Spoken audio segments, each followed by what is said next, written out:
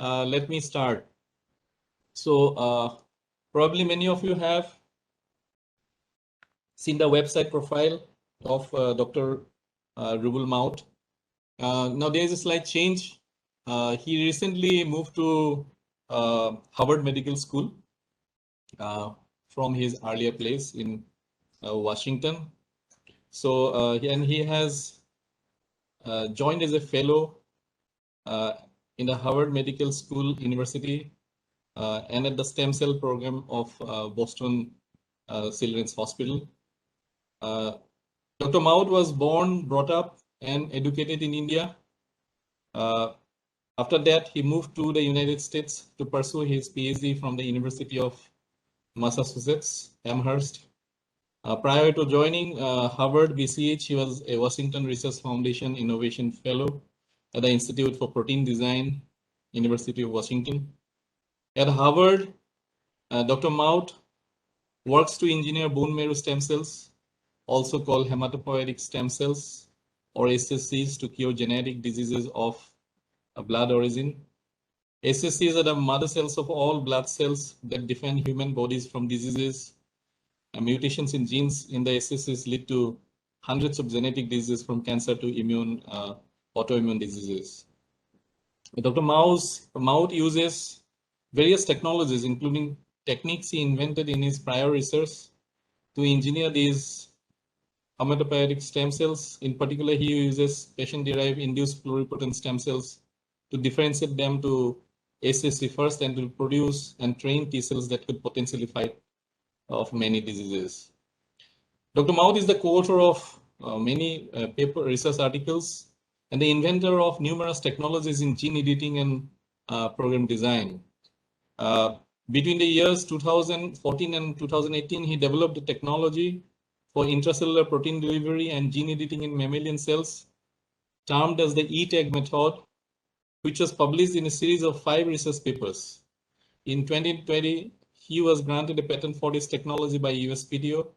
His research has been featured in numerous media, including in a mini documentary produced by Lab TV and the National Institute of Health, and in a feature video by the American Chemical Society. Dr. Mout is also the author of 2 books.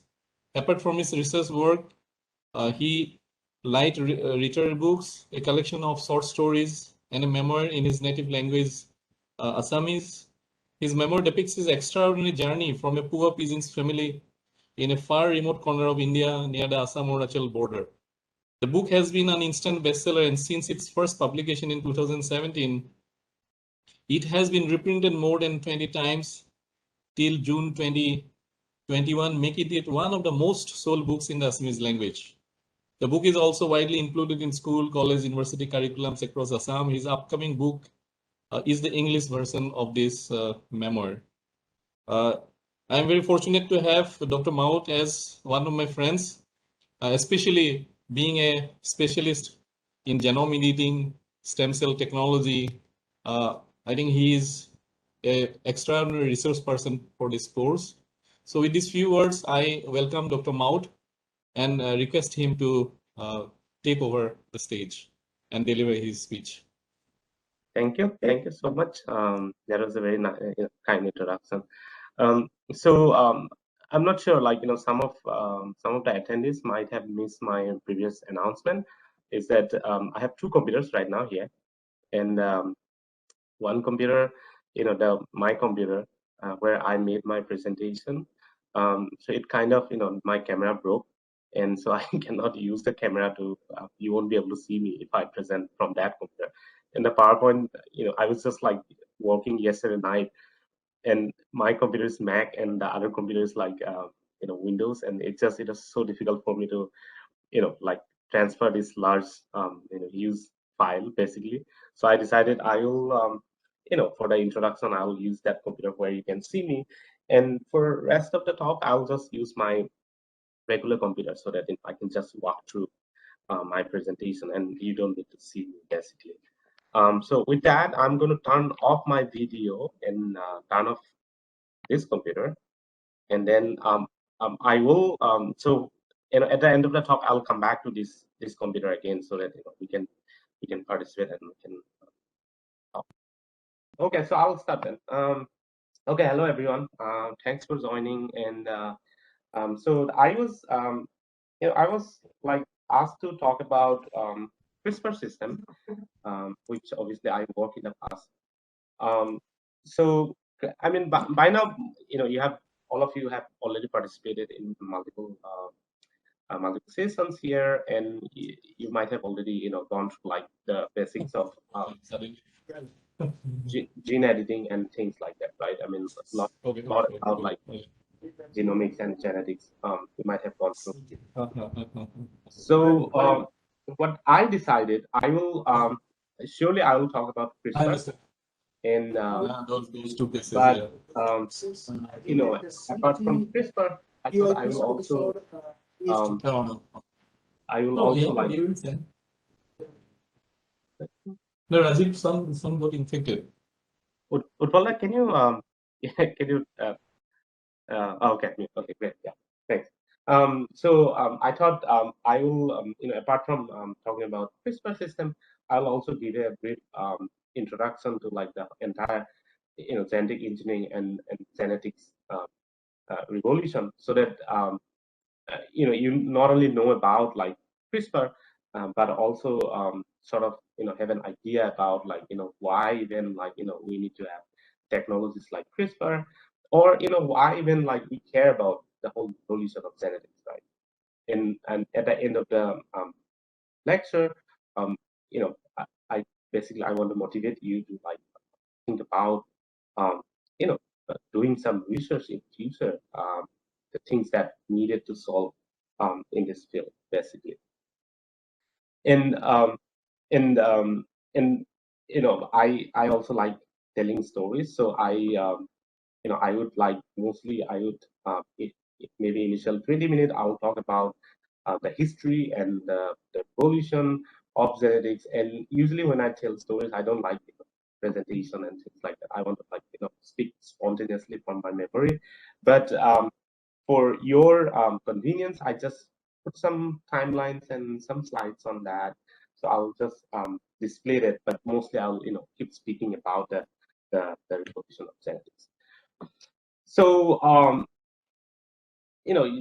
I assume that all of you come from some kind of biology background at least, and you might have studied like simple genetics in high school at least. So and you all have heard about Mendel and Darwin and people like that. And Darwin uh, was the one who after 5 years of going around the world, he came up with the idea that the species are actually evolved, and that mutations happen, and over time, basically because of this mutation and changes, the species basically move in different directions, right? And that's the origin of species book he wrote in 1959. And then so where he defined evolution basically. And Gregor Mendel at the same time, again, already know I'm sure, he did all these experiments where um, he took like peas and wrinkled peas and different colored peas and all, and where he defined that the heredity that it's actually it's a material. It is somewhere inside our cells itself, right? Inside our body itself. And so he defined that that the material of heredity as some kind of particles that is transmitted from one generation to another, right? And so that was the meaning of the whole field of genetics, basically, both Darwin and Mendel.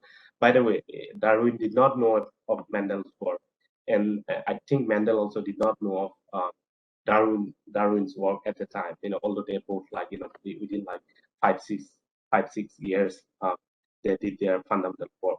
And that's because in those days obviously there are no internets, and everything has to be, if you wanted to know something, you have to go to the library and read almost everything, right? That's the only way to learn about things. So so Darwin was very popular at the time.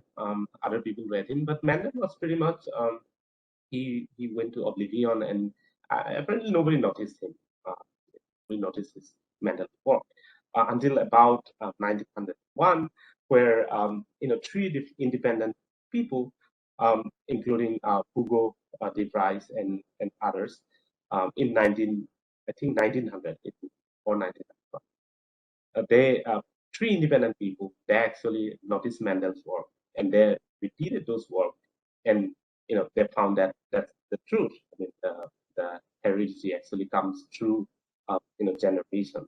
And I said three people noticed, not like nowadays if you do all the popular cultures, you see like millions of views, right? I mean, Mendel's work was not seen by millions of people. It was if somebody says audio is not very clear, is that my audio?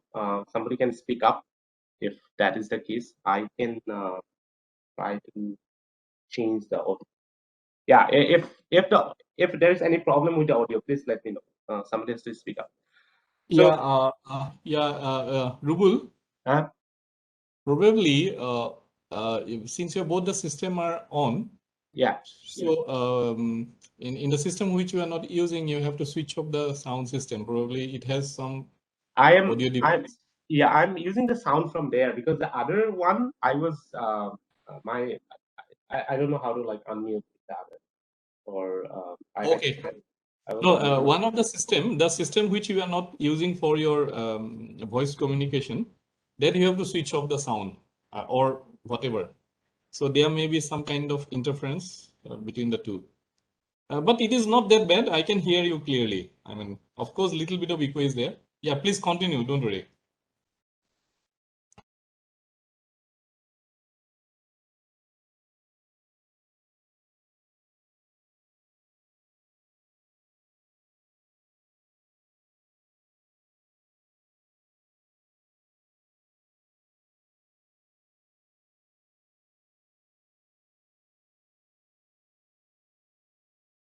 I'm trying to unmute the other system. Unfortunately, I can't. I don't know how to unmute the system where I'm actually viewing the presentation. So that system is muted.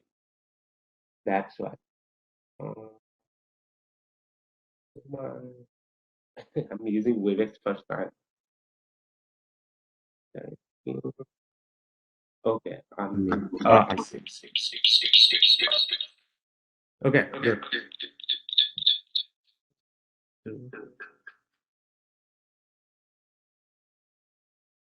Okay, I think it's Utpala, can you hear me now?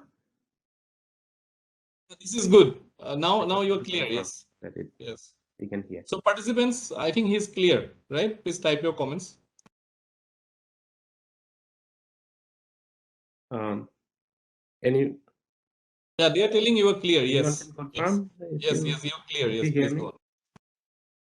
Okay, somebody says yes.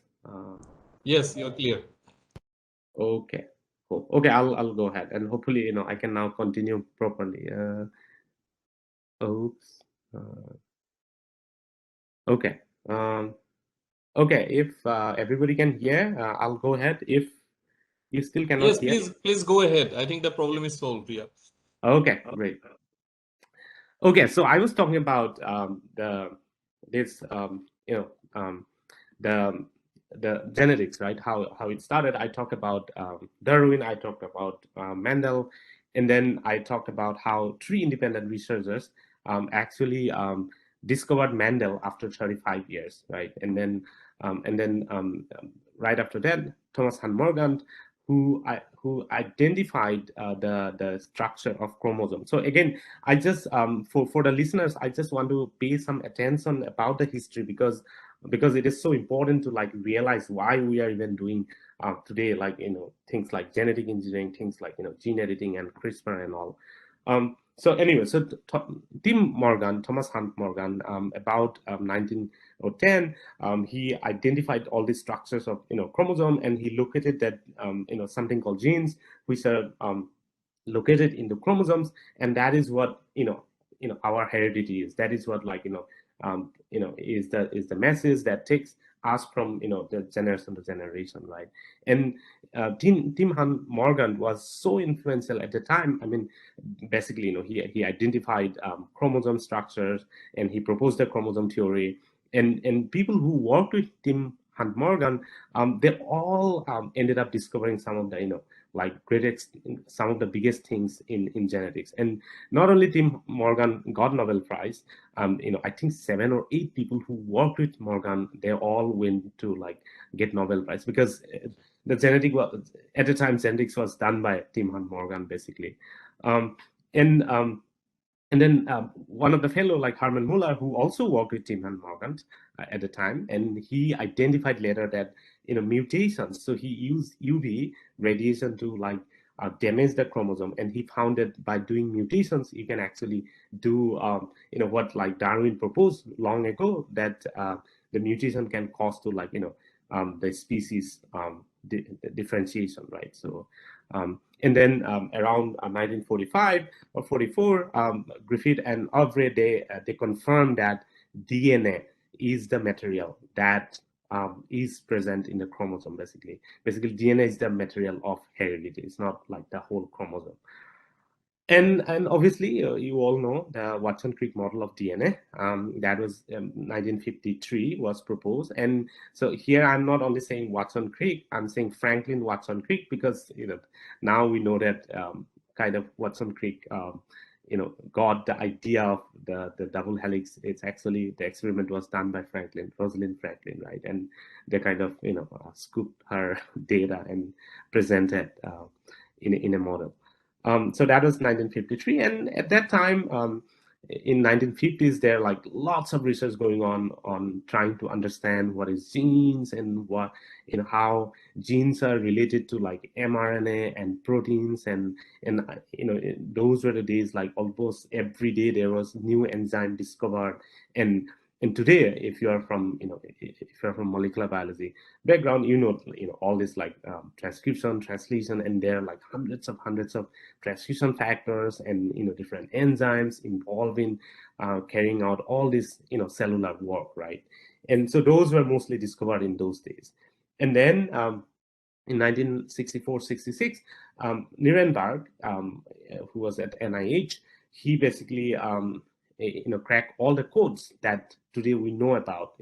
The 64 triplet codon, right? I mean the code which is you all know triplet codon, I assume. And so that was Nirenberg, and Hargobind Khurana, who was Indian, obviously, and he also he used to synthesize all this RNA and those molecules, and that helped discovering all this the triplet codons. So so you can see it took almost 100 years from the time when Darwin and Mendel independently proposed the idea of the heredity. And obviously that time they had absolutely no idea what genes are. They just like very hypothetically they said some kind of particles that help all these things. I had no idea. But here you go, like after 100 years, you basically know almost everything, right? I mean, how the DNA looks like, the genes are responsible for carrying forth your generations, and you even know all the like details, molecular details, including the genetic code. So I call this as the discovery phase in human genetics, because this is the phase, this is 100 years of time. It's just discovery after discovery. Obviously the initial was very shaky. It took about 35 years to get things recognized, but very soon, so everything was in place. Most of the key players were discovered. So after the discovery phase, it's just because everything was by now discovered, and people have quickly realized that this is a very powerful conception about understanding humans, and maybe based on that knowledge, we can actually create technologies, and so that we can solve problems. And so then like right after the discovery phase, and I mean, of course discovery was still going on, but right after the discovery phase end, the engineering phase entered. And so there's no clear definition when the engineering phase started, but one of the very early event that happened is that the lab at Paul Berg's lab at Stanford, people who who do recombinant technology today, people who do like all this cloning stitching gene into like different plasmid and different vectors, and nothing existed before 1970, right? It was in 1972 when Paul Berg and his students at Stanford first they showed that they can actually stitch two different DNA, like two unrelated species, like maybe two different viruses or one virus or something, different organism. They like combine two genes together, and they call this recombination. And remember, genes recombine in our chromosome, right? I mean, all the time, especially during the meiosis, there's a huge recombination event, right? And that recombination, again, it was discovered like in the Thomas Hunt Morgan's lab in very early in 1910s. So here, Paul Berg, after 60 years, in his lab, the first time they combined two genes together, and I mean they didn't do much after that, but it just like they showed that actually you can like bring two genes together and stitch them together. So that's when the recombination technology started, and a lot of students in Paul Berg's lab at the time, immediately like people that time, all the biologists they thought about it as like, what is going to happen. Just the way after this gene editing, people went crazy because like with gene editing, you can do so much. Can you change human? Can you change species and things like that? It happened in 1972, 1973 as well, because once they learned that you can actually recombine genes, and people went crazy, like, what can you do with all these things, right? For the first time you can create maybe new species, right? And there are a lot of restrictions. Some of the students that who worked with Paul Berg, they wanted to do some experiment, but immediately, everybody was saying like, don't do all these things. It can be dangerous for our species, for humanity, and all. So there are a lot of moratorium and discussion, and Asilomar conference, very famous 1975 conference that happened. And so at the same time, it's because it's just everything is beginning at the time. In 1974, Boyer and Stanley Cohen, I think they were also at Stanford. So what they did is that they took this one of these recombined genes and then put into bacteria for the first time, showing that you can actually take external gene and put into a new organism, and those genes are totally not related to that organism at all. And again, obviously, when you are doing this kind of experiment, and that's the whole world go crazy, and this is like, oh my god, this is so dangerous, blah blah blah. And but Boyer and Cohen, they immediately they wrote a patent, and they said, this can be useful. Maybe like future of our humanity, we can create new things, we can create new like drugs or solve problems in medicine and things like that. And both Boyer and Cohen, they wrote patent on that, and within 6-7 years, they actually used that system to produce insulin in bacteria, like first recombinant protein that was used as a medicine, right? And before that, you all know that insulin is used for diabetes, and insulin was extracted from animals, right? I mean, you kill a cow to get basically insulin, right? But like for the first time, you can actually take that insulin gene, put into a bacteria, and make the bacteria like turn the bacteria to make the insulin for you, so that you can cure diabetes, right? And so within 10 years, it just the whole field, like the whole, this is basically, this is the moment when right after the discovery phase, people are now getting benefited by genetics, not only by understanding, but also like real benefit in medicine, right? And at the same time, restriction enzymes were discovered, Hamilton Smith and other people, and I'm sure that all of you know what restriction enzymes are. And restriction enzymes basically, cut DNAs, and which are extremely useful for, again, doing all this recombination work. And then, and very key moment that happened, I would say, in human history, was Willie Gilbert at Harvard and Sanger. I think Sanger was at MRC at the time, or Cambridge. I don't remember. They independently came up with DNA sequencing technology. And DNA sequencing is extremely important because, by by now we know that our human genome, for example, have about 3 billion base pairs, right? I mean, it's like 3 billion letters that write our genes, right? And it is so important to know what is written in our genes, right? I mean, what is the sequence of our genome? And it's not, I'm talking about humans, I mean, it's any species you want to know, and to both understand the disease, understand diseases, and also, like, if you want to do something, if you want to improve our our species, it is extremely important to understand the genes and to know what is written there, right? And but unfortunately, until 1972 or like 1970s, people had no idea how to like read the genes. They had no idea how to the scientific term is sequencing. They had no idea how to do sequence. And here, Gilbert and Sanger independently, they invented DNA sequencing technologies, and they actually got Nobel Prize, I think, in 1980, within 6-7 years after their invention. And so, and then I'll come back to the sequencing, why it is so important, and why today when we are talking about CRISPR, it also comes from all this sequencing and things like that. So I'll get into that in a while. But so right after at the early of 1980s, again, Carey Mullis, who invented PCR, and PCR, again, it's polymer chain reaction. It is so crucial for our everyday research. Even like any mold biology lab or in any biology lab, without PCR, you cannot even imagine doing research. And most of you already know what PCR is, but people, the attendants who don't know, PCR is a technology that amplifies gene, basically. Let's say you get a rare species somewhere, and you have only one copy of the gene, right? And you want to like really do some research, you want to see, you want to basically amplify that amount, like from one copy, let's say you want to make million copies of genes so that you can do studies downstream, right? You can sequence, or you can do whatever you want to do.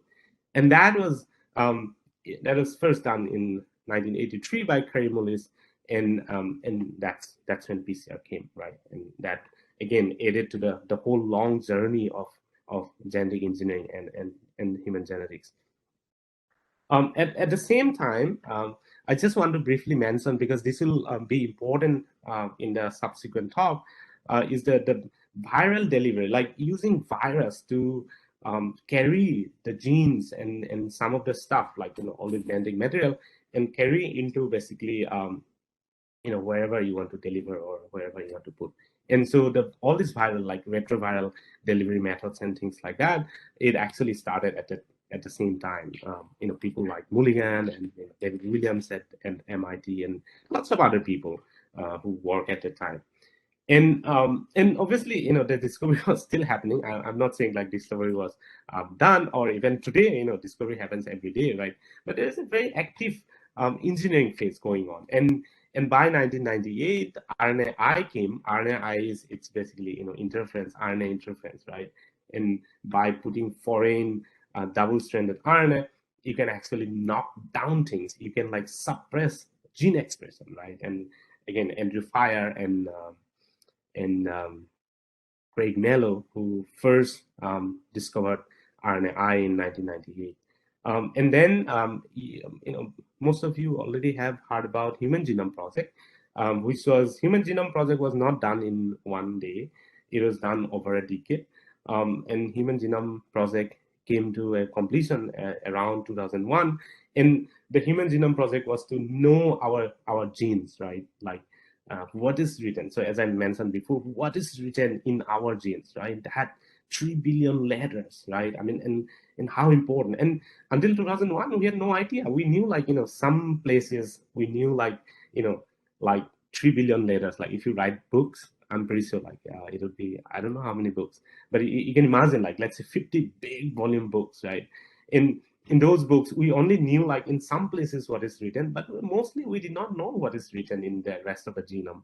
And the Human Genome Project was extremely important to find out what is written there. And it took, as I said, it took over a decade to finish the Human Genome Project, so that we finally, we at least we knew what is there, like in the genes. And so the human genome, so I said a while ago that the sequencing was such an important thing. Um, Again, I would say like it's a very important event to entire humanity, for many reasons. I'll come to that. and and so after the Human Genome Project was launched based on what Gilbert and Sanger and some other people like George Sears in 1981 82s, they have shown that they can Sanger sequencing started with obviously like very simple, like maybe 30-40 nucleotide long things, and then slowly moved on to like by 1983. I think George Sears, he was working with Willie Gilbert at the time, and they could sequence the entire like virus genome. I think, and a virus genome could be like like 5,000 bases maybe, or even bigger, obviously. So that triggered um, the Human Genome Project, because then they said, okay, now we can read the entire human genome. Obviously, the size is way bigger, and that's why it took so many years, right, more than a decade. But the good thing is that because they all understood the importance of sequencing, reading human genome, right, and so while this Human Genome Project was going on, so at the same time they were trying to develop technologies so that you can do like sequencing faster and faster. And so that is known as the reading revolution, because again, as I said, sequencing is nothing but you're trying to read our genes, right? And the reading revolution, it took a long time, and the first generation readings were like using Sanger sequencing and all. It lasted for almost 30 years. I mean, we still do Sanger sequencing these days, but for very low throughput work. But then the next generation technologies arrived, and beginning around 2000, and all this like like hi-fi, it's very rapid, and the sequencing technologies came up, and where you can do like massively parallel sequencing at the same time.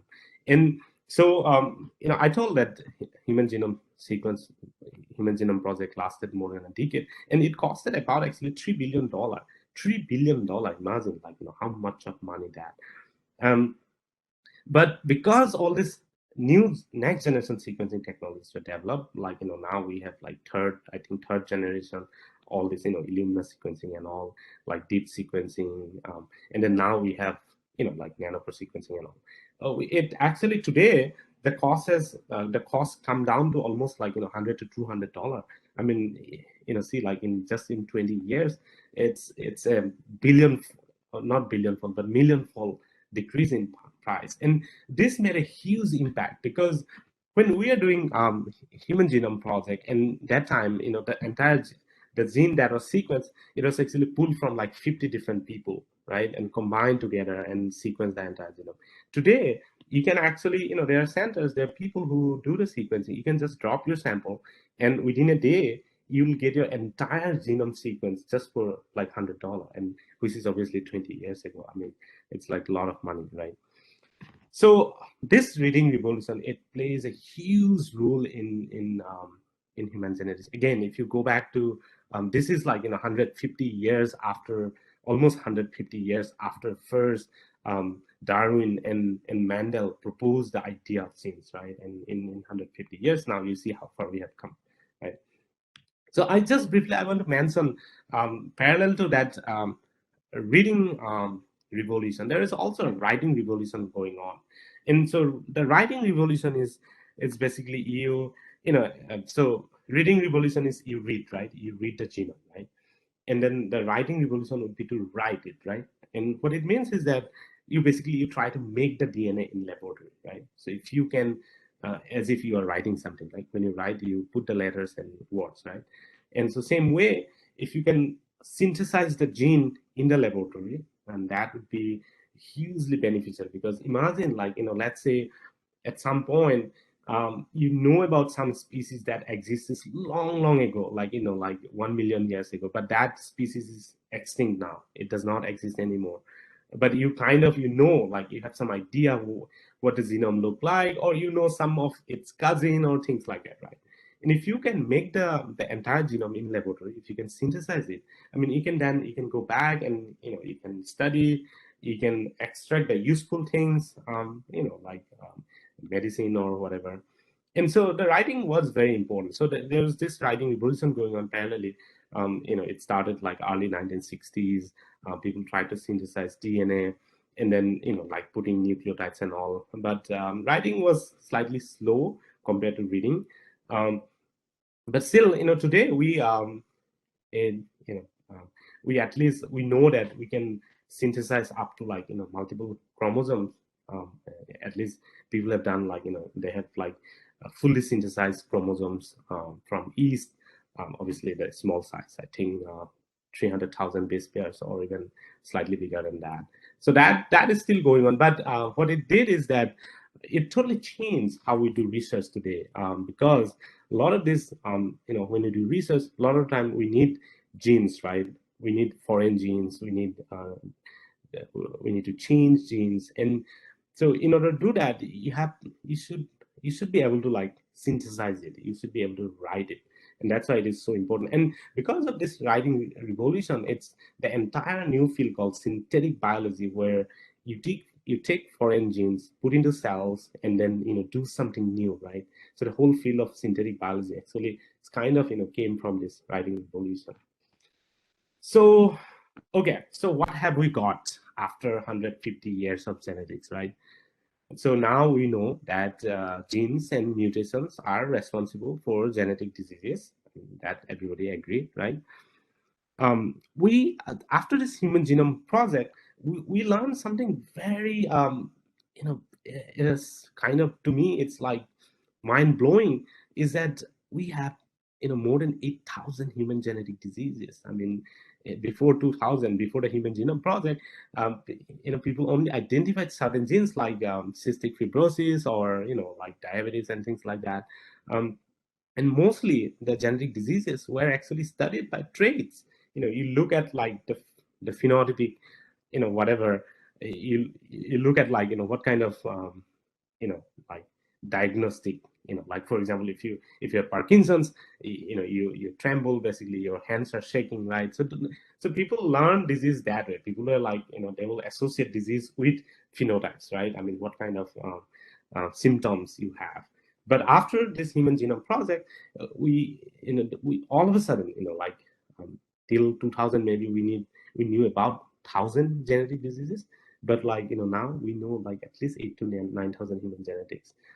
Most of them are rare genetic disease, but they still occur, right? And some are like so prevalent, cancer, diabetes, and cancer has so many different forms, right? And so that is that. And the most startling thing is that there are like out of that 3 billion base pair, there are about 75,000 genetic variants associated with diseases, right? And so this again became very clear after human genome project, and then subsequent sequencing and more studies. And so okay, so 150 years of genetics, we learned all these things, and at the same time we had this engineering phase going on, genetic engineering. And so we discovered, invented lots of genetic tools. um, but the question is that, okay, so we have all these tools, so we can do recombinant technology, we can put foreign genes and blah blah blah, and we understand genetics, we understand disease. But the ultimate question is, can we actually fix all this mutation? Can we fix this 8 to 9,000 genetic diseases? Can we fix this 75,000 genetic variants that kind of is causing trouble to humanity, right? Can we do that? And so that is what today we are going to talk about, like what is missing from this picture, right? And there's so many things happen, a lot of things discovered. We talked about the reading revolution, we talked about the writing revolution, but there is something missing, and that is the editing revolution, right? So can we only, so by sequencing we know like we can read it, we know like what is wrong. And by writing we can make new genes and all. But there is this editing thing, like can we actually edit, can we correct things, can we like correct all these diseases, like things that are going wrong, right? And that is the editing revolution. Again, probably you have been hearing from other people about very like the the first generation of editing tools and all. And so today, basically, I will talk about this editing technology that we call CRISPR. Again, most of you have already heard about it, I assume, because CRISPR has been like last 8 years. It has been a lot of talk about it, a lot of promise, and a lot of research, and it's just a buzzword, right? So so before I move on to the technology CRISPR itself, I just want to talk about how it actually came, like how human actually invented CRISPR technology, right? Because it is not something like somebody found in someone garage, or somebody was cooking at kitchen and found it. It's not like that, right? Again, it came from that prior 150 years of research, like 150 years of trying to understand genes, right? It came from that. So where did actually this technology come from? Like, where did CRISPR actually came, right? And so it started this way. Again, I like to tell, like, the history and stories and things like that. So I put in this way. So the CRISPR, the whole idea, obviously at the time people didn't even know this is CRISPR. So it actually started around 1987. Again, I'm talking about the understanding, not like the real CRISPR that existed in microorganisms that existed for billion years. But the first understanding of this CRISPR actually came in 1987 when Yoshi Ishino, I think he was at Osaka University in Japan. He was trying to clone some genes. He was trying to isolate some genes from bacteria, and he first saw something very mysterious. So what he saw a stress of genes which came with which was a contamination. As I said, he was trying to isolate a gene, but he was getting this contamination, and he looked into this contamination like, what is this gene? And what he found is that there's some very mysterious repeated sequences, and very like it's a repeated sequence means like let's say you have a stress of sequence, and then after some time it occurs again, and then not exactly, it's similar, not exactly like like ABCDEFG is not exactly same sequence, but it's similar. And so he saw that repeated sequence, and I assume most of you are students and early career students. I want to tell you this, that in science, in most of the big discoveries actually comes like this, and you see something, something like suspicious, something mysterious. And most of the people, what I've been in science for now more than 10 years, and so one thing I found is that most people actually they disregard all this, something like some noise or something mysterious things, and they want to walk ahead with what they are interested in. But once in a while, some people they see something as if like you are walking on the street, you have a destination, you want to go somebody's house, and then you're so determined to go get there, right? Let's say you want to get there by 5 o'clock in the afternoon, and so you're so determined to go there, right? You keep walking, and you sort of you see something mysterious on the way, and you sort of don't pay attention, you just walk ahead, forget about what you're seeing. But some people do. Some people, they will stop and they will start looking at things. And so um Yoshihino, he was kind of like, okay, there's something mysterious here, some repetitive sequence coming. He was not very keen like to learn what that thing is, but nonetheless he did report. He said, okay, I'm seeing this something mysterious.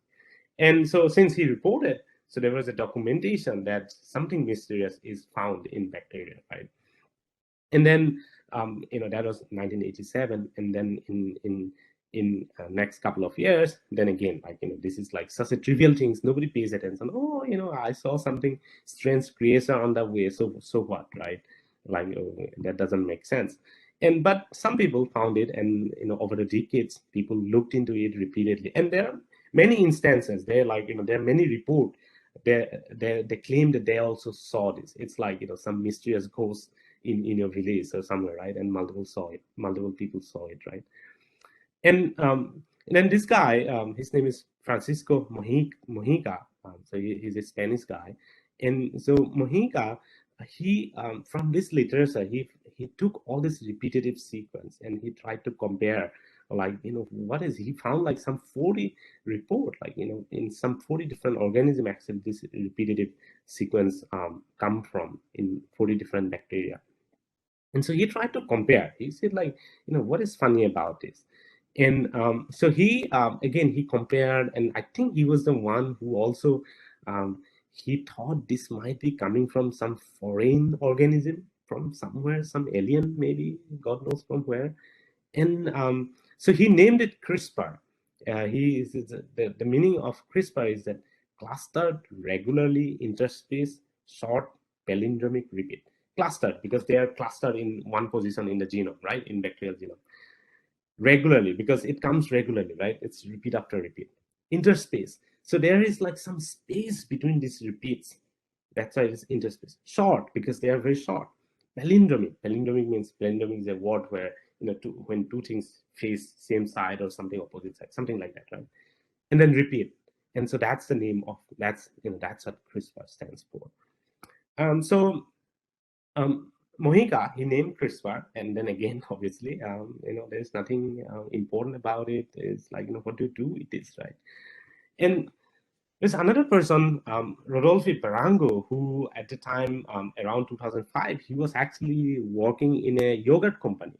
And, like people who want to become scientists probably, like if I say, like, do you want to be a scientist in a yogurt company? Most people say, oh, like I want to be a good scientist, not yogurt scientist, like yogurt scientist, right? But Rodolfo Barango, who was working in a yogurt company, and he discovered something so phenomenal. And it's just like it's worth of Nobel Prize, despite working in a yogurt company.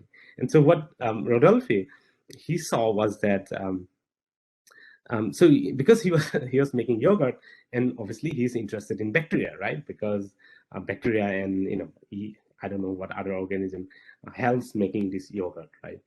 And so he was trying to find good bacteria that can make nice yogurt. And so one thing he found, I mean, obviously he had a lab in that company trying to make like better strains of bacteria which can make better yogurt. So what he learned is that he took something called phase virus. I mean, I'm pretty sure if you're from biology background, phases are the virus that can actually infect bacteria, right? I mean, they like the way like coronavirus infect us, our cells. Phase is a virus that can infect bacteria, right? And so the way that the phase do that is that they will send their genetic material into the bacteria, and then inside the bacteria, basically that genetic material will be replicated and propagated, and you'll have like millions of phases coming out from that bacteria. Just the way the how coronavirus is infecting our lungs, our lung cell, right? So okay, so what Rodolphe, and so Rodolphe, young guy, talented, and so what he saw was that he took this bacteria, good bacteria, and then he challenged this bacteria with some phase viruses. And so what he saw was that after repeated challenging, after like putting that the phase again and again. So initially, obviously, when you put the phase into bacteria, the bacteria die, but some bacteria survive, like few, very few maybe. And then when you keep doing this repeatedly, you could imagine like basically you are trying to like repeatedly you are stabbing somebody, right? You are repeatedly attacking, and so that you kill the bacteria, right, or kill your enemy, right? You're attacking repeatedly. So you think that by putting by repeatedly challenging with this phase, all the bacterium will be dead, will be dead, right? They will be totally wiped out. So what Rudolph saw was that after a few rounds of challenging, the bacteria actually became totally immune. They don't like, after 5 or 6 rounds or whatever round is that, the bacteria totally survive. They cannot kill the bacteria anymore. And that was kind of very startling. What is going on here? And what has to do with these phases and bacteria, right? What kind of fight they are having, what kind of war they are having, that makes the bacteria survive after a few rounds of challenging, right? So okay, so bacteria somehow these bacteriums are developing some kind of immunity after repeated challenge. And so here is what happens. Again, There's a lot of research goes into this. I'm trying to, I'm trying to present like some 100 scientists work into one slide. So it's sometimes it's difficult, and I feel very sad because I'm condensing everything down. But that's what we have to do. So here is what happens. So phase comes, and the phase will inject their double-stranded DNA, okay, into the bacteria. And these double-stranded DNAs are immediately recognize a class of protein called Cas protein. And then this again, like I'll come to this, but this Cas protein are actually, they also in the bacterial genome, they are present very close to that the mysterious repetitive sequence. They are, in the same location almost. And so this Cas protein immediately would recognize this double-stranded DNA, and break down those double-stranded DNA into small pieces. And some of those pieces, they will actually, there are again some machineries, they will take those some of the pieces and put into their genome, as if like, you have some kind of some attack by, some bad people or some terrorists or whatever, and you cut them into pieces, and or whatever. Maybe I'm giving a very bad analogy, but but you keep some of them, like, put use them as a relics or something like that, and put those, some of those genes into the bacteria's own genes. And again, that sounds very funny, because I mean, why would you even like try to uh, keep some of your enemies, parts, right? But that's what they do. That's what the bacteria do. They'll take some parts of this double-stranded DNA and then put into their own genome. Okay, and this is how this repetitive sequence keep growing over time, because they're constantly keep doing this. Like whenever there is a viral infection, they will cut into pieces, I mean, the genes that come from the virus, and then, store in bacteria's own genome. and and then, so what happened, the reason they are storing this is that, because when there's a next round of infection, when there's a next phase coming to attack, so they will use that stored information to prepare their weapons. Basically, it's a war, right? I mean, it's a war between phage and bacteria, right? And so they use some of those pieces, like, to prepare their weapon, so that, they can actually attack and kill the phages. And so what happens is that, so all this repeated sequence, that the CRISPR sequence that I talked about, so they stored in the genome, and then when next round of infection comes, they will quickly transcribe those, making to mRNA. You all know that, DNA makes RNA, right? So quickly this repetitive sequence will be transcribed into RNA molecule, mRNA molecule, and that mRNA molecule somehow, with some mechanism, will combine with some of the Cas protein, which are sitting right in front of this, the entire repetitive sequence, will combine with Cas protein. And then, so, and obviously, so here is showing some of that mRNA, like, not mRNA, that's process, they call it CRISPR RNA. And so take this CRISPR RNA, and then, combine with this Cas protein. Now they make a totally new weapon, so that they can go and kill the virus, basically. I mean, the viral DNA. So what happens is that, this Cas9 protein, along with this CRISPR RNA, it'll go and bind to this double-stranded DNA that comes from the virus, and it'll destroy that double-stranded DNA. And you know that in a virus, the way virus survive is like, they don't go into our cell and then happily stay there inside, right? I mean, what they do is that they will inject their DNA or RNA, if it is retrovirus, and then they will use our cell machinery to make, more and more of, to copy their genes, and then that's how they make more and more viruses, right?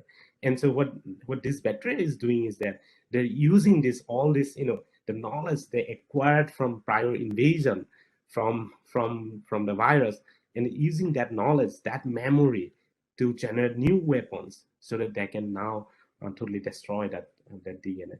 And so you when I first learned about this, I was like, my godness, so these things happen in nature. And the greatest thing is that it's just like, obviously we first learn about these things in 1987, as I said.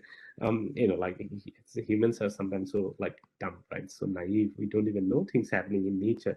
But this has been happening for billions of years actually, like ever since first, like life on Earth is maybe like 3.5 billion years old now, and some of the early lives were all unicellular and viruses and things like that, right? And so in all these unicellular lives, right, like all these prokaryote and protozoans, it started. Um, uh, Somebody has a question, but I won't be able to see it. You can ask that question later, and then I can explain that later. So anyway, it's sort of, like it started very early, like, billions of years ago. This fight between virus and bacteria, it's going on, and that's how, bacteria survive. It's 3.5 billion years later. So anyway, so that is how the whole CRISPR thing came about. And but what has to do with this bacterial immunity with gene editing, right? And how did people actually harness this machinery to actually do something good for us? Because this is not our machinery, right? This exists in bacteria, not in humans. Humans don't have Cas9 protein. We don't have all this repetitive CRISPR sequence. So this existed in bacteria. And how did people actually harness this to do something, like something that we talk for decades now, right? And so here are some brilliant scientists who actually um, worked very early on, developing. I mean, obviously, again, this whole gene editing technologies have been evolving. You might have heard about zinc fingers and talins and other systems, but this is the first time in 2012. There's two independent group, one group led by both Jennifer Doudna and Emmanuel Charpentier. And so Doudna was at Berkeley and UC Berkeley, and Charpentier, I forgot what institute she was from, but she's from, I think, Spain or some one of the European countries.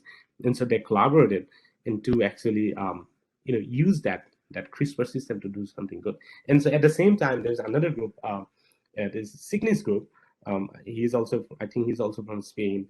I mean, he independently actually he harnessed this technology, and unfortunately there are a lot of politics happen and all, and finally, Doudna and Charpentier was given Nobel Prize, not Cygnus, but that's that's a little bit unfortunate, but a lot of politics happen and things like that. But both this group independently actually came up with a new technology based on that understanding of bacterial immunity. So what part of this CRISPR, bacterial CRISPR, actually they use, right? And so here is this in red box, basically. This is what's so important, right? I mean, this is the weapon that bacteria use to destroy their DNA, right? I mean, destroy the virus's DNA, right? And so what it has is that this has the Cas protein. Again, there are different classes of Cas protein, the Cas system 1, 2, 3, and I'm not going to talk about all this detail. If anybody's interested, you can further read from any literature. But so here's the Cas protein, and then some of those RNA molecule, they call it like CRISPR RNA or transactivating CRISPR RNA. And so this is what's so important. And these scientists, they actually hijack this system, like Cas CRISPR RNA system, to actually do what we call CRISPR-based gene editing now. Okay, so so what did they harness? So they took this Cas protein. It's a protein molecule that is a nucleus actually, and now you know that this CRISPR system, it destroys foreign DNA, right? So when it destroys, that means it cuts, right? And so if it cuts, and if a protein cuts DNA, so it's called nucleus, right? So this Cas protein is a nucleus, and it's an endonucleus, and so there are different Cas proteins. So I'm not going to go into all this detail. If anybody's interested, they can read in literature. There are plenty of literature on that. So the one protein that we'll talk about is Cas9. So this Cas9 protein is they harness this Cas9 protein, and then they harness the CRISPR RNA, means CRISPR RNA. CRISPR RNA is the RNA that is used to identify foreign genes, basically foreign DNA, right? Like for example, virus DNA. And then there's another RNA molecule, which also I'll come later. It's called trans-activating RNA, which helps activating this Cas9 protein and CRISPR RNA together. So this is a huge, the complex. The blue is the protein, Cas9 protein, and then the gold, the yellow or whatever. The color is actually both the CRISPR RNA and the trans-activating RNA together. It binds, and then you don't have to pay attention for the red part right now because the red is like the target DNA. But I'm just trying to talk about this CRISPR complex, that the weapon that bacteria use to kill enemies. So that has basically this Cas9 protein, and then the CRISPR RNA, and then the trans-activating CRISPR RNA. By the way, can you see? Anybody can say this? Can you see my pointer? Because at some point I'm trying to use my pointer, and I'm not sure if you can actually see in this format. Okay, somebody says yes. Great. Okay. Okay. So You can see your cursor, yeah, right? okay. Cool. Okay. Okay. Cool. Great. Okay. So that's the CRISPR. It's a little bit complicated. I mean, like first time, if you're a first timer, I mean, if you're like, old chap, you already know, what is this CRISPR complex. But if you're a first timer, it's kind of, it's a little bit complicated. But then again, it takes little imagination to think how things work. So it's just showing in a more cartoony form. So you have this Cas9 protein, the background blobs, and then so you have the genomic DNA, which is the target DNA, right? Which is for example, the virus DNA in the case of the bacterial war, right? And so you have the target sequence. And so as I said, the CRISPR-Cas9 complex has this RNA molecule, which there are two RNA molecules. One is CRISPR RNA. What CRISPR RNA does is like it identifies the target DNA, right? It matches, so through the base pairing, and then the one that we engineer today, the technology that we use, it's about like 20 nucleotide long RNA molecule that can complementarily bind to target DNA, right? And you can totally design based on like what target you are trying to target, what sequence you are trying to target. You can design that RNA, like let's say ATGC, GGCT, like 20 nucleotide long or whatever. So that's the CRISPR RNA. And then it also requires something called protospacer adjacent motif. I'm not going to go into details about PAM, but if anybody is interested, please do read about PAMs. It's a sequence. It's a like three nucleotide sequence, which is extremely essential. So PAM is a small sequence. For example, like NGG. NGG is like N can be any nucleotide, and GG, and that is required for a CRISPR system to identify the target DNA. I don't fully understand. I mean, I read long ago because that's not my field. I don't do research on PAM. It was the Emmanuel Charpentier who later obviously worked with Jennifer Doudna and who went on to get the Nobel Prize.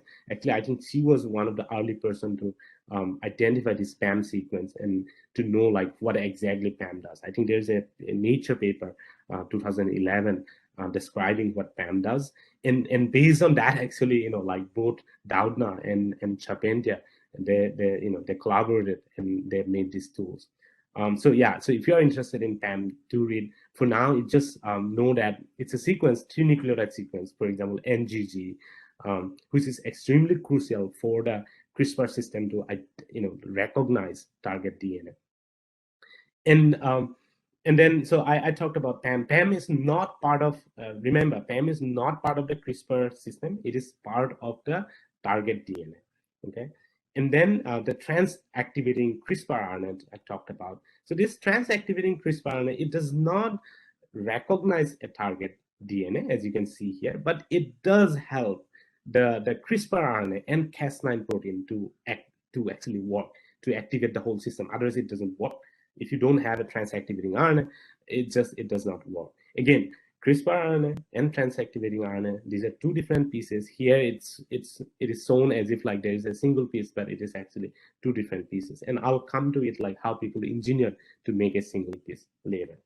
And this is on the right. This is the Cas9 and CRISPR RNA and transactivating RNA complex. Again, this is I just pulled from PDB, and this is I just want to tell you a personal story. And so this, when the first CRISPR was reported in 2012, and then in 2013, first time it was used for editing genes in human cells, in mammalian cells, and right after it was like total frenzy, right? I mean, people call it like CRISPR craze, and everybody was just talking about gene editing because it's such an influential technology. And so at that time, I would open this thing as soon as like we had this crystal structure. At the time I was doing my PhD, and I would like basically open this model of Cas9 protein, and then the CRISPR RNA and the trans-activating RNA. I'll just keep in my computer, and every day I'll just stare into this protein basically, and trying to think what can I do here, right? This is like this is what happens in research, right? And when you do like science, you try to get inspired by things, and you want to see like what unsolved problem you can solve. So this was the case for me for almost 4 years. I would stare at this protein and RNA complex almost every day. So so somebody's asking how you can how the target sequence opened up, and I briefly saw that question. So there are mechanism. It's not only like target sequence. It's like when it comes to when you use this technology in mammalian cell, right? I mean, our genes are like tightly wind up, right? I mean, we have all these like chromatin structures, and like all the histones and layers of like tightly so this activation, gene activation, is always kind of a little bit mystery to me. And also, like initially, people are very skeptical how this is happening, even, right? How this whole CRISPR complex actually goes into your genome and then open up the right region, right? And so there are a lot of research that actually came up from Doudna's group. So I think there is a Nature paper and a Science paper on that, how actually how they the Cas9 protein itself unwind some of those it is very complicated, like how it has to do with like a lot of DNA methylation and things like that. How actually CRISPR system unwind the system. Yeah, so if you are very interested, maybe you can look into those papers. And so this is the first experiment that Doudna and Chubb India did, which was published in 2012. And this is such a simple experiment which led to let them so we gave them Nobel Prize basically. And so so here again, so this is at the top. This is the DNA sequence. You have the non-complementary and the complementary, right? And then at the bottom you have this CRISPR RNA and the transactivating RNA, right? The CRISPR RNA is slightly shorter, and the transactivating RNA is slightly longer. And one thing I forgot to mention is that the transactivating RNA by itself and the transactivating RNA and CRISPR RNA, they actually form heavy loops, and those loops are I'm an engineer, so I still don't have a lot of fundamental knowledge yet, because it's just sometimes when you're an engineer, you only try to do things that sometimes you don't care like too much of understanding. And so I don't know exactly how these loops actually help activating this Cas9 protein, but just know that that this loop formation is required for activation of Cas9 protein. And so here this is the CRISPR RNA, and then this is transactivating CRISPR RNA, and you have this palm sequence here. So I was talking about NGG. So here you see GGG, and this palm sequence is at the non-complementary strand.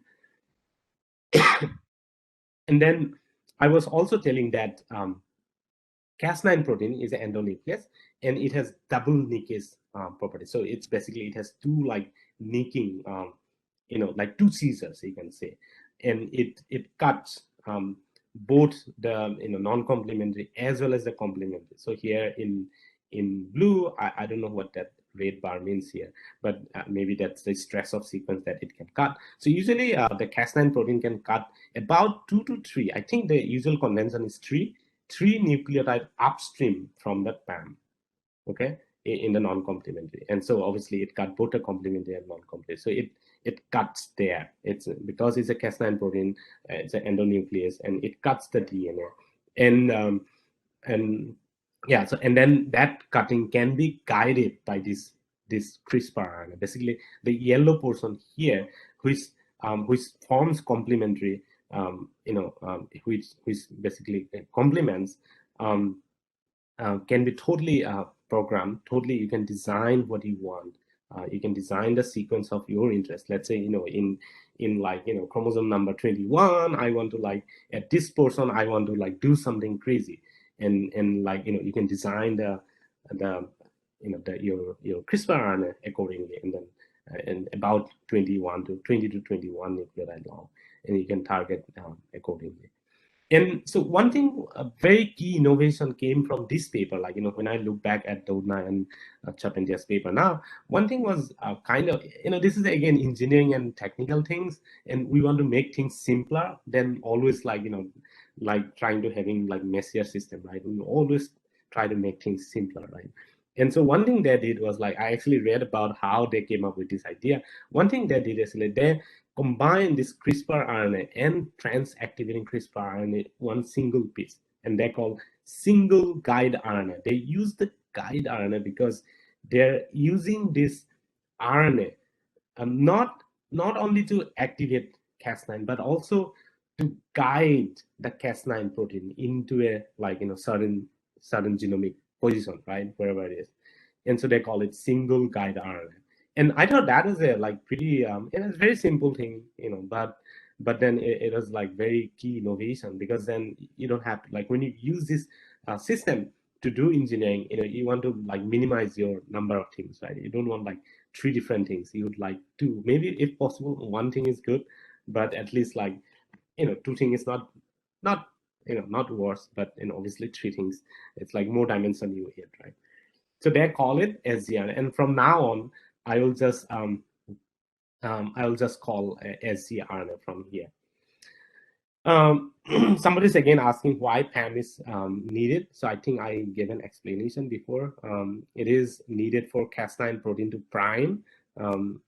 It's basically, it senses. I think that's what I read that paper long ago. I think like almost 7 years ago. And I don't even do those stuff now. I think what I've learned is that it primes, the Cas9 protein primes to, like, both the target, both, like, complementary, as well as it's priming some kind of mechanism. I can look into those papers. That paper came from Doudna's lab, and then I can, later I can explain if you really want to know, or you can also look into those papers. The work that they did was, like, this, again, the simplest biochemistry experiment. You have you take a plasmid, either circular or a linear, doesn't matter. You take a plasmid DNA and you design a guide. Now we will call single guide RNA, or actually in this experiment they're not using single guide RNA yet. And then you take the target DNA, you take the Cas9 protein, and then you basically you design the CRISPR RNA. The CRISPR RNA is will have the complementary programmable sequence, right? The yellow sequence here, right? And then you also the trans-activating RNA, which is always constant. You don't have to change. And then they're taking two CRISPR RNA. One, I think, I don't remember now, but I think one's supposed to work and one's supposed not to work. And then it also requires magnesium because it's an endonuclease. And so as you see, so then here is a gel. And as you see that in a circular DNA, always when you run on agarose gel, it comes as a, like, two bands, right? And here, but if you cut it, if you cut the DNA, so it should run as a single band, right? And so here you see that if you have some combination of this, it doesn't work. But finally, when you have this, target DNA and then Cas9 protein, the Caesar, and then the right CRISPR RNA and right trans-activating RNA, and then obviously magnesium is needed all the time, you start seeing this a single band, right? Because you are cutting the DNA. And the same thing if you take a linear DNA and linear DNA is a single piece now, right? But if you cut at middle, you should have two pieces now. Then you should see like two bands on a gel, right? So you see that at the right, when you have all this together, you have now two bands. And so this was the first experiment that did, and this clearly showed that you can program this this guide, the CRISPR RNA, and you can program it to cut. And so this was done in test tube. This was not in like in bacteria or in human cells. It just first showed that you can actually program the RNA, the CRISPR RNA, and you can cut a target DNA. And then obviously later on, as I said, they made a single CRISPR single guide RNA by stitching this together. And I just want to mention one thing, that in science, many times we only like acknowledge the PI who like supervise with money and things like that. Many times we forget to like acknowledge the people who actually do the research. And so here, all the people who were involved in this work, Martin Zanek, who is was an outstanding postdoctoral researcher, and he did most of the work, and then this guy who was from actually Emmanuel Charpentier's lab, and they collaborated. And yeah, so now Doudna, and obviously Doudna and Charpentier later got the Nobel Prize for this work, but there are these other people also involved in this work. So now I'll move on to, so here until here, so as you see that you can program the CRISPR RNA, and you can cut DNA, right? You can make DNA into like two pieces, right? And this Cas9 protein, it cuts both complementary and non-complementary DNA, right? So it's basically what we call double-stranded break, right? It's a DNA is a double-stranded, and we break in the both the strands. So that's all we can do with this, right? So far. So let me drink some water. 8:19. So how much time I have? I have another 40 minutes. So I'll try to finish. Okay. So the outline Charpentier's work that showed that you can cut DNA, right? And then what can you do with that? So immediately, right after like the paper came up in Science in June in 2012, these two groups at George Church at Harvard Medical School. George Church is like he looks like Darwin, but he actually not only he looks like Darwin, he is a modern Darwin. I always consider him as one of the foremost geneticists. Actually, a couple of years ago, I visited his lab, and I was talking to him. And George actually he doesn't look at people when he talks, and then he actually walks by the window and he looks at outside. And I talked to him for almost half an hour. He never looked at me. So that kind of person George Church is. And right now, obviously, he works right in the building right in front of me. So George Church and Fang Zhang.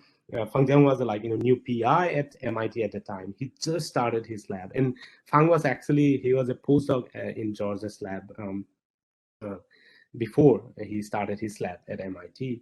And before that, Fang actually worked at Carl Dessler's lab at Stanford. Carl Dessler is like one of the big person in neuroscience. He invented so many technologies, including like optogenetics and all. So Fang has been like very successful all his life as a PhD student, as a postdoc, and even when he started first lab at MIT. And so both George Church's lab and then Fang Jiang's lab, they published the first work on using this Doudna and Charpentier's work, and they put into mammalian system, and then it works. They can cut inside mammalian cell, and there are a lot of fight for patents and things like that. And Fang somehow he sort of he wanted to say that he came up with all these ideas by himself. But anyway, so let's not go into all those fights. But yeah, so they both Charles's lab and Fang Jiang's lab, they use this technology in mammalian cells. And so what happens in mammalian cell, right? I mean, so with this CRISPR, what we have learned is that we can only cut, right? We can cut DNA, but what happens after that, right? So what happens is that, so you here again, you have this CRISPR system, you have the target DNA, right? and then you have the Cas9 protein, and you have the, now we will call single guide RNA or guide RNA. We are not going to call it CRISPR RNA and transactivating RNA anymore. It's the guide RNA you have. And then if you have appropriately designed the sequence in the guide RNA in the protospacer region, you can target, and then Cas9 can cut, and then it can cause double-stranded break, right, in the target DNA, right? And so what happens? So actually you don't have to do anything afterward. In the cell, our mammalian cell system, or most of the cell system, has the machinery to actually repair machineries, and you might have already heard about some of the repair machinery talks. If you have breaks in your DNA, and we have this all the time in our cells, right? When you go out in the sun, UV light hit us, and our DNA get damaged, and but fortunately we have our machineries to repair these damages, right? And without those repair machinery, we would have, human would not exist, so many years, right? I mean, you will just die very early on. So we have repair machinery, and when the cells see this double-stranded break, one of the things it does is that if there's nothing else in the environment, in the surrounding, all this, like proteins like BRCA and whatnot, so many different proteins that will just come and try to repair it, shield it back, basically. And so when it repairs, and if you don't give anything, when it repairs, what happens is it's just like, try to stitch it back, right? And so it will randomly insert and delete. I'm saying insert and delete because it will insert and then and sew it back again, insert it. It's just like, a couple of times randomly, it will get. It's a very random process. So that's why it's called indel, meaning that insertion and deletion.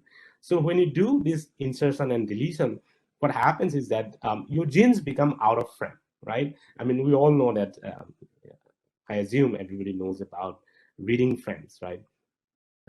You need to have that triplet codon in right frame in order to have a gene product, right? Active gene product. But if you let's say you have like ATG, who is codes for methionine, right? But let's say between A and whatever A and T, you insert like CZ, then all of a sudden you change your frame, right? Then that gene does not work anymore because it has lost the right reading frame, right? And so that's how you can basically disrupt a gene. And so that's why it's called indel. You can knock out genes. And you can also do, what you can do is that if you know that you want to make some correction around this like double-stranded break, right?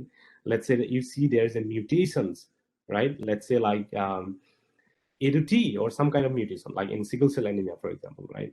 And if you see that mutations, and let's say you want to correct that mutation, so what you can do actually, you can provide an extra either single-stranded template donor or a double-stranded, doesn't matter, and you can, with the corrected later, let's say A to T or whatever, or C to G or whatever, with that correction, and if you put that extra template DNA, then the cell machinery will actually use that template to guide this repair. They're not going to like randomly repair, like in this case, like in non-homologous enjoining, where it's just randomly puts, back and forth, randomly puts nucleotide.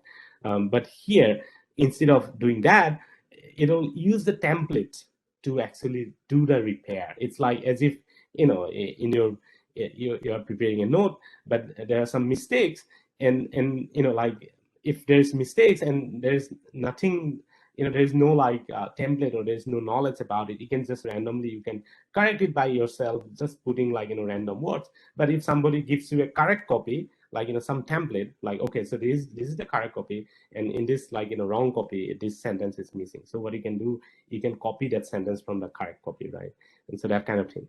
So so you can use that donor template to actually guide this repair, and so that you have now, so here I don't know why it is called knocked in, but you can basically, you can correct, or you can also I think that the why it says knocked in, because you are providing a new genes in yellow color here.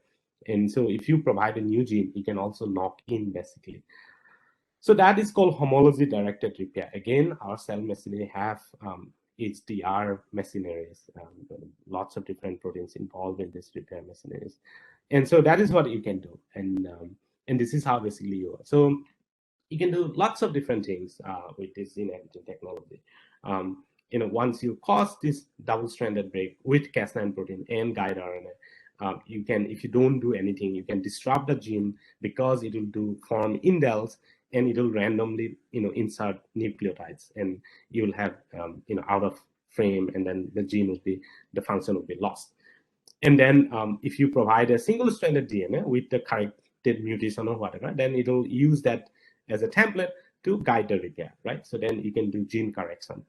If you provide extra genes that you want to put, let's say a new gene for like a fluorescent protein, GFP protein or something like that, if that is flanked by some of the region that is matching with the target gene, you can also insert that gene into your genome, right? And finally, you can actually totally delete a huge chunk of DNA by using two different guide RNA. Let's say you have one guide RNA you designed here, so your Cas9 protein will go and cut double-stranded. It will cause double-stranded break here. And then let's say you have another guide RNA, it will double-stranded. So the whole portion will get lost. So you can delete genes by doing that. I have half an hour. I'm not going into this again. People who are highly interested, people who are not very interested, you can ignore. But people who are highly interested, you can also read about how we can engineer the PAM recognition. It's not always like, obviously, when people first found this tool, it was always NGG is a PAM sequence. But you can read about, and also if you read this paper, it's very clear why PAM is required. And there are, I read this paper long ago, I don't remember now. There are papers from both Fang Zhang's lab and Qi Zhong's lab at Harvard. They engineered the version of Cas9 protein which can recognize not only NGG, but also other PAMs. And then also, this is also important, as many times, this Cas9 protein is like highly infidel, meaning that, like this guide RNA can take the Cas9 protein into sometimes, slightly matching region, not necessarily like fully matched. And so that causes like, sometimes off-target effect, meaning that you want the CRISPR system to cut in only one position, but it ends up cutting in many different similar regions. And so in order to avoid that, people have also engineered this Cas9 protein to have like high fidelity, or also they call, I think Fang Zhang's group called like ESP Cas9, something enhanced Cas9 or something like that. And Qi Zhong's group engineered a high fidelity Cas9. Again, I'm not going into that. If anybody's interested, please read that. So then, but still there. Okay, so I'm half an hour. So there's still a lot of problems, right? There are, like this CRISPR system. There, sometimes the efficiency is low for HDR. Things don't happen the way you want, and then this random deletion indel, right, insertion and deletion, and that causes like mutations and whatnot. And then off target is also an issue, right? I mean, it just goes to like random places. And so again, I cannot like fully tell all the possible problems and shortcomings of this technology, but people have been like constantly looking for alternative. Can we actually do like, can we not do like, this is so like sometimes it's like very destructive way of doing things. Can we find a simpler way, right, doing gene editing, right? And I had mentioned before that we have like 8 to 9,000 genetic diseases and 75,000 disease variants. And it's not going to be like one technology solve everything, right? You need like different version of technologies and things like that. And so again, then alternatives have been, people are searching for alternative. And so as an alternative to this CRISPR-based, CRISPR-Cas9 and guide RNA-based gene editing tool, there was an editing tool called base editing, which came up a couple of years after first CRISPR-Cas9 gene editing was reported. And this actually came from another pioneer in this field, is David Liu. He also works at Harvard and MIT. He's at Broad. So he, Fang's lab and David Liu lab actually there in the same building. And so the idea came from So basically, when you do corrections, when you do like mutation corrections, right? So basically, you're trying to convert one base to another, right? For example, A to T or G to C or A to G or A to C, something like that, right? You're trying to change the DNA bases, right? You're trying to correct that. So it turns out that nature already actually has some enzymes which can kind of convert some of these like bases. For example, here this is cytidine. Cytidine is basically cytosine, right? I mean cytidine because it has a sugar as well. That's why we're calling cytidine. So basically, it's a cytosine, and so there is an enzyme called cytidine deaminase which can actually convert this cytidine to uridine, basically like cytosine to uracil, right? By just doing this hydrolysis, basically removing this NH2 and putting a this group here. So there are these enzymes, it present in nature in many organisms, and so David Liu's group, they actually they thought maybe they can harness that protein to do some like precision genome editing, that what they call it. And so the first generation base editor actually came from that idea, the idea that using some of this deaminase, and so the way that it was that they took this deaminase enzyme and they attach to this Cas9 protein, for example. So they're still using Cas9 protein. They're not like totally, getting rid of Cas9 protein. But here, they're not using the activity of Cas9 protein by doing mutation in the Cas9 protein. So I told you before that Cas9 protein has two active sites, and it cuts both the strands of DNA, right? But if you mutate those positions, like one position is 10, I think D10 is the first one, and then I think 840 histidine. If you mutate those two amino acids to something else, you actually basically totally make it that Cas9, meaning that Cas9, the protein exists, but it does not do anything because you mutate the active site, right? So it cannot cut the DNA anymore. So they use that Cas9, and then they're still using the sgRNA as well, because with the sgRNA, the guide RNA, and the Cas9 protein, you can target into a particular site, right? Like wherever in your genome, you can go like and search, right? Like whatever the region you are interested in, and and then when you attach to this cytidine deaminase, so you can so then the whole complex will go to the right position in your genome, and again that is driven by this Cas9 protein and the guide RNA, but that is totally non-functional. But now what is functional is the deaminase, right? Cytidine deaminase. So, and as I showed here, you can convert this cytidine to a uracil. So as you see, this is a cytosine, and this happens within like the, I think few nucleotides from the PAM region, basically. I think 5 nucleotide within like, 2 to 5 nucleotide. This deaminase can search and then convert this C to U, right? This is a cytosine, and it converts to uracil. And then obviously now you have a U in DNA, and obviously your cell machinery is not going to tolerate that, and they will try to, U only exists in RNA, right? But you have here in DNA, the cell machinery won't tolerate and immediately try to repair. So, and when it repairs, and obviously, U, it corresponds for T in DNA, right? And so the repair machinery will consider that as a T, and then quickly repair back as a T and A now.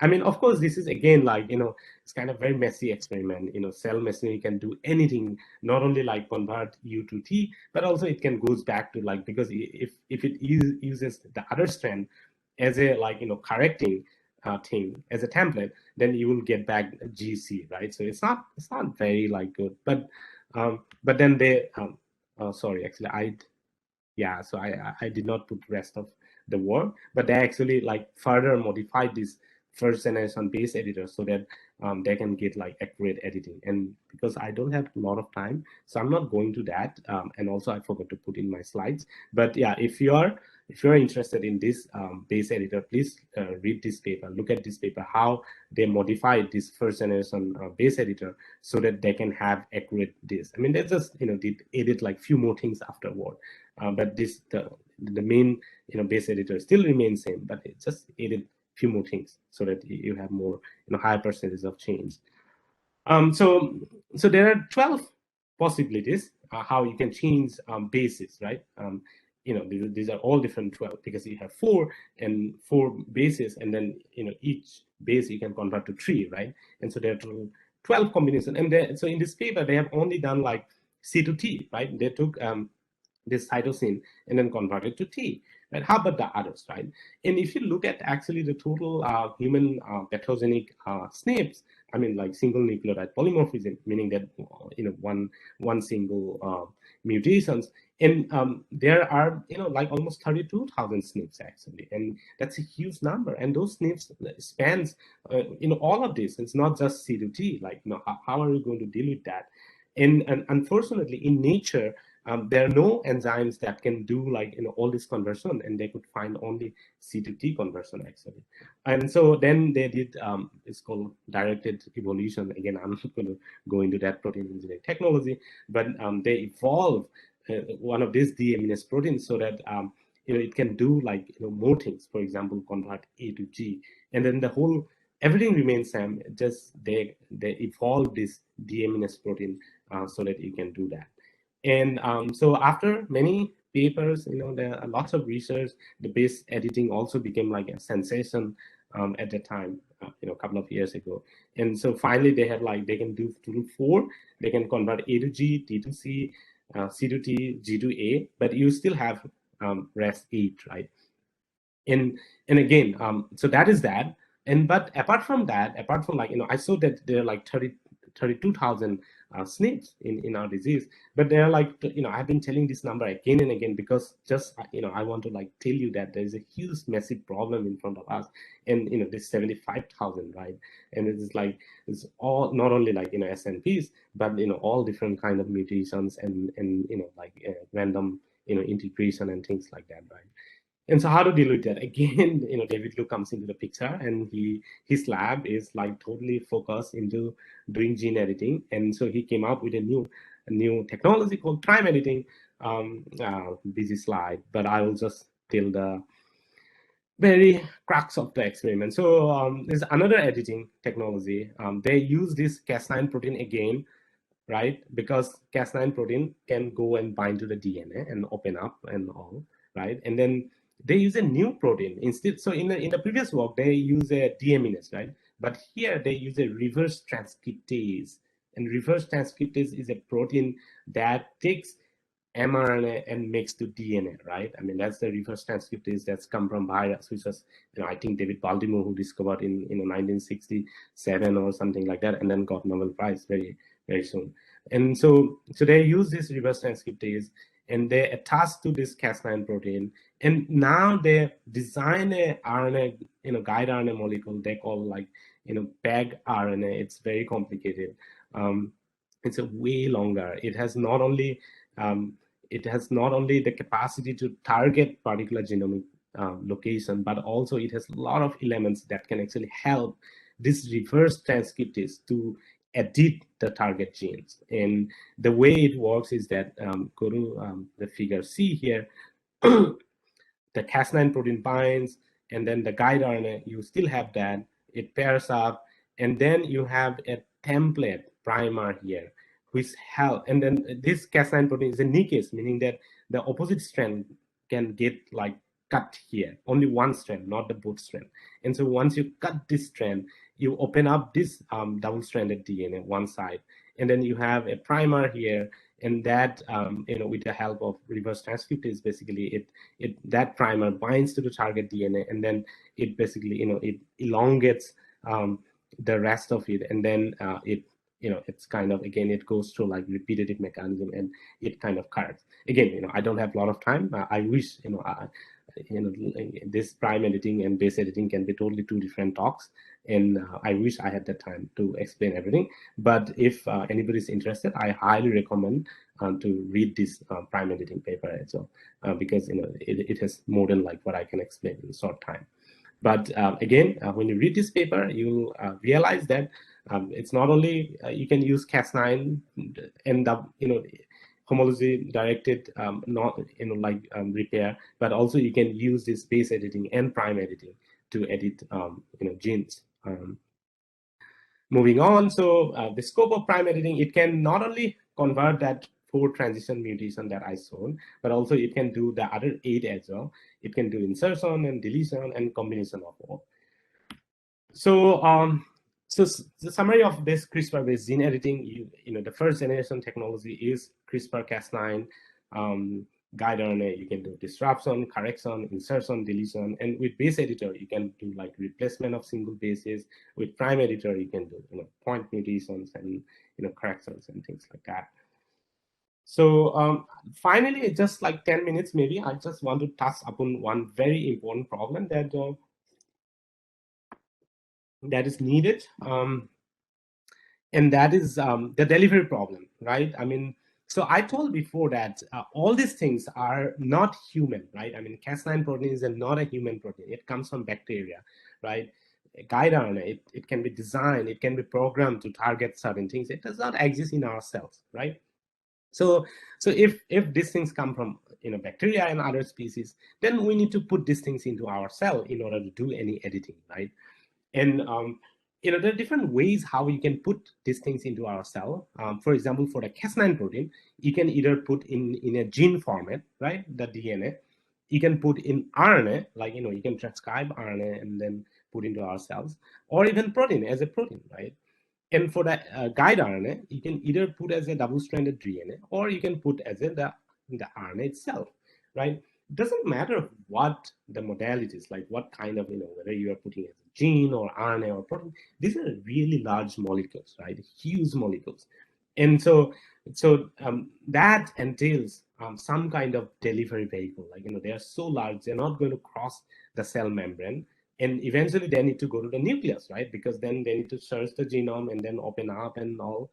And so there's a huge hurdle, and there are two barriers for this, like Cas9 protein guide RNA or any modalities to go all the way into the cell nucleus. And if you just like put this like Cas9 protein and the guide RNA in whatever format into your cells, they're not going to work. It will just stay in the solution. It's not going to work.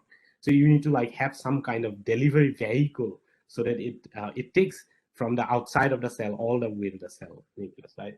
And then, so that's for cell culture. If you manipulate cells outside in a laboratory, if you want to inject these things into a patient, into a human, and if you want to cure diseases, then obviously there again further problem, you have to like inject in the blood or even local organs or whatnot. And again, for there are different ways how you can put this like in put into a virus or in a plasmid, meaning that in a gene format or RNA or protein. It's just like so many different ways. In some of the technologies which are most promising and I would say like reliable, and it's like more it's like the things that actually work, so are these virus-based delivery vehicles. So people heavily use, I myself, I use now lentiviruses. So lentiviruses are like viruses, like for example, these are like retroviruses, for example, like HIV-based retroviruses or something like that.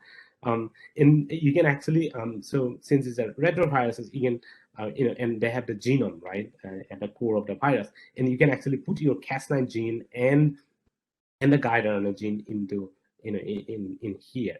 And then this lentivirus will, they are very good at embedding cells, our human cells or any organism, and then it will carry your Cas9 gene and the guide RNA gene into your target cells, right? And some of the things about lentivirus is that they're quite large, as you see that 50 to 100 nanometer. So you can very easily package the Cas9 and guide RNA genes here. That's good. But the problem with lentivirus is that it just randomly integrates into your host genome, like it's just randomly in multiple places. There's no like particular site that it will go and incorporate, and that causes cancer. Like it's all this like it activates new genes and it disrupts genes and things like that.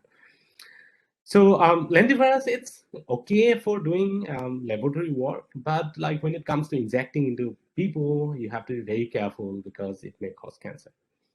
Adeno-associated virus, AAV, we call. AAV is quite small, actually. It's about like 15 to 20 nanometer in size, very small. And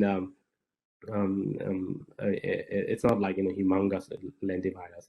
And so because it is small, it is limited capacity to package what you can, right? Like if you have a small box, you can only put so little things, right? You cannot like put 100 books inside, right?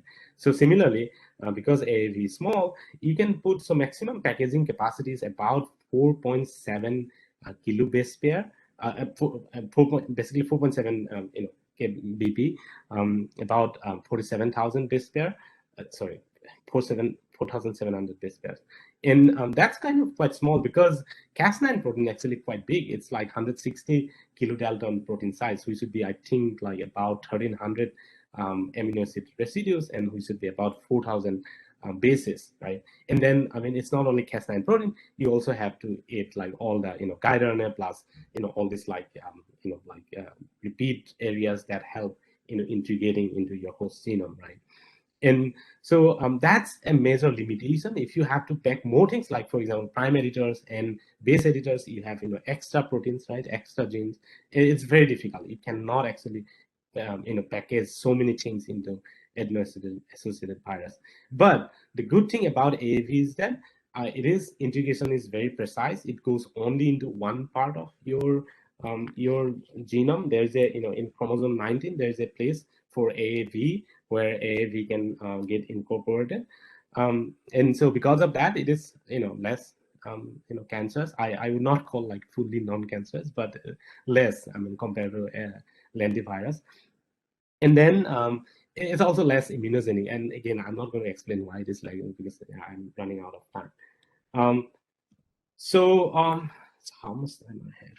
I have okay. So one alternative is that it's to deliver the Cas9 protein and ribonucleoprotein together, right? I mean, Cas9 as a protein, not so in the viral delivery, you are delivering either as a gene or as a either as a DNA or as a RNA, right?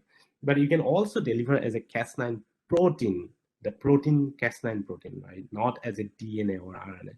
And then obviously you can deliver a guide RNA, right? And the advantage of delivering Cas9 protein is that it's a protein, it'll be degraded after some time. And because of that, it's very good, because you don't want the whole CRISPR machinery sitting in your cells forever, right? Because then it'll like randomly, it'll keep going to every door and trying to open like DNA in random places, which you don't want. That's kind of scary, right? You want just Cas9 protein to go and then quickly does its job and then get out. And because of that, it's protein delivery is always a advantage for. So I myself have worked on this problem for many years, and so one of the technology I developed, almost 5 years ago, was taking Cas9 protein and like engineering them so that you can actually take these proteins all the way to the nucleus. And so we call this ETAG method, Cas9 method we call it. And so basically we put a a glutamic acid tag here, and then we had a Cas9 protein, and then we had nuclear localization signal, and we made lots of variants of this glutamic acid. And so what glutamic acid does is that it binds to some nanoparticles, and then it forms some nanoassemblies, and that helps basically the transducing these cells with the both the Cas9 protein and the guide RNA. And so we did this experiment. We compared the length of this glutamic acid, and as you can see that as the length of the glutamic acid increase, the protein goes into the nucleus finally. As you can see here, then it's going to the nucleus, and the efficiency was like really damn awesome. It's it's the Cas9 protein almost like 90% to 100% sometimes. And I actually, I was going to tell a story, but I'm not going to tell that because I don't have time. And so here, we made this live video and showed that that this Cas9 protein, that green color, it comes and goes to all the cell, and then eventually you'll see it actually totally populate the nucleus. And so yeah, so we watched that process of delivering the Cas9 protein into cells, which was pretty awesome. And okay, so so that was that. And there, again, I'm not, I had planned to show some YouTube videos that, so basically, in very early on, the technology that we developed, this one, it was like, recognized, by, it was, our technology was one of the earliest technology that came up, and, a lot of people actually, like referring to our work in those days. And there was a professor, his name was, Dana Carroll from Utah. He actually, the first genome editing workshop that happened at UC Berkeley, which was where Jennifer Doudna did her work. And at that workshop, actually, Dana Carroll, he was presenting our work, basically. And so I had this YouTube video, but if anybody want to watch, and they can watch later, but I'm running out of time, so I'm not going to show that video right now. And then also, like, I highly recommend to watch this David Liu's TED Talk. TED Talk, you all know, and he talked about this base editing and prime editing, and it's just like, if you listen to that talk, it's just like so amazing that the entire goal of humanity to sort of fix these genetic mutations and then cure diseases, right? And then finally, I want to end by saying that, again, I want to go back to history. It has been nearly 150 years of genetics. And, after like hundreds of thousands of people work in this field, and, they came up with these numbers. And, finally, we know that we have like thousands of genetic diseases, thousands of like, genetic variants. And so what lies ahead of us? What lies ahead of us, and us means not only me, even the participant, all the students, is that we need to fix this, right? We need to tackle all these genetic diseases. And I always keep telling people that, next 100 years for humanity in genetics, maybe we will try to tackle some of these diseases. Maybe we'll try to fix these things, right? Because this has been afflicting us for a long time, right? And we have all these tools now. We have genome engineering tools. We have so many. I talked about reading, writing, and I talked about editing today. All these revolutions happening, and I'm very hopeful that the future it's brighter. And I also encourage a lot of young participants to actually who are here today, to think actively about participating in this process of human, it's like genetic engineering, and in the journey of like trying to tackle some diseases. And with that, I will end my talk. And because the time is almost over, I have only a few more minutes, and then I will unmute the other video.